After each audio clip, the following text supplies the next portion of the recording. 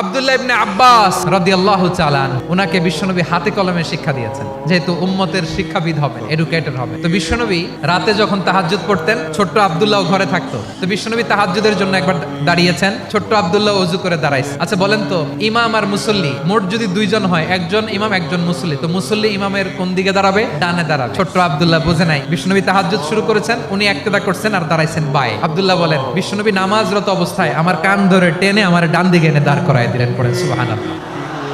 এভাবে বিশ্বনবীর অনেক সঙ্গ পেয়েছেন। উনাকে বিষ্ণু ইসলাম শিক্ষাবিদ, এডুকেটর অফ দিস উম্মাহ হিসেবে সিলেক্ট করেছেন, হাতে কলমে শিখিয়েছেন। বিশ্বনবী একবার প্রকৃতির ডাকে সাড়া দিয়ে এসেছেন। এখন কি করতে হবে? নামাজের জন্য ওযু করতে হবে। বিশ্বনবী এসেই দেখেন ওযুর বদনায় পানি ভরা, খুশি হয়ে গেলেন। বললেন, কে রেখেছে পানি? একজন বলল, আব্দুল্লাহ রেখেছে। বিশ্বনবী অত্যন্ত খুশি হলেন, খুশি হয়ে একটা দোয়া করলেন, বললেন, আল্লাহুম্মা ফাক্কিহু ফিদ্দীন ওয়া আল্লিমহু তা'ওয়ীল। আল্লাহ, তুমি আব্দুল্লাহকে দ্বীনের বুঝ দিও আর কোরআনের তাফসীর শিক্ষা দিও। বিশ্বনবীর এই দোয়া এমন লাগছে, উনি রাইসুল মুফাসসিরিন, এই পৃথিবীতে যত মুফাসসির ছিল, যত মুফাসসির আসবে, সকল মুফাসসিরের সম্রাট হিসেবে স্বীকৃত হয়েছেন।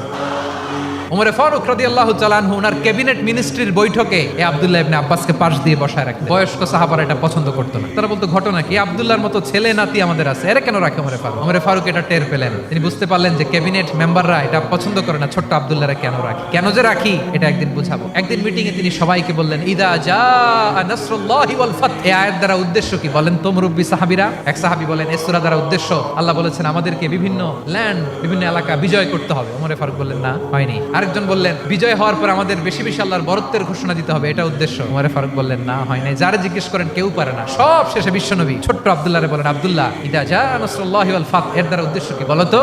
ছোট্ট আব্দুল্লাহ বলেন, হুয়া আজালু রাসূলিল্লাহ। এই আয়াত দ্বারা বিশ্বনবীর বিদায়কে উদ্দেশ্য নেওয়া হয়েছে। ওমর ফারুক বলেন, হাযা হুয়া, এটাই তো সঠিক উত্তর, এটাই সঠিক তাফসীরে আয়াতের। কারণ ইদা জাআ নাসরুল্লাহি ওয়াল ফাত, যখন আল্লাহর সাহায্য আর বিজয় আসবে, ওয়া রাআইতান নাসা ইয়াদখুলুনা ফি দীনিল্লাহি আফওয়াজা, আপনি দেখবেন দলে দলে ঢলে ঢলে বানের পানির মতো মানুষ ইসলামের দিকে ঢুকতেছে।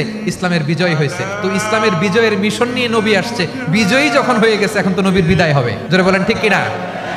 কোন সাহাবী এই সূক্ষ্ম কথাটা ধরতে পারে নাই, ওই আব্দুল্লাহ ছাড়া। এরপর থেকে কোন ক্যাবিনেট মিটিং এ আর কোন সাহাবারা কোনো প্রশ্ন করে নাই। আওয়াজ করে পড়েন সুবহানাল্লাহ। বিশ্বনবী আব্দুল্লাহ ইবনে আব্বাসকে দ্য এডুকেটর অফ দ্য উম্মাহ, উম্মার শিক্ষাবিদ হিসেবে গ্রহণ করেছেন। আওয়াজ করে পড়তে হবে আল্লাহু আকবার।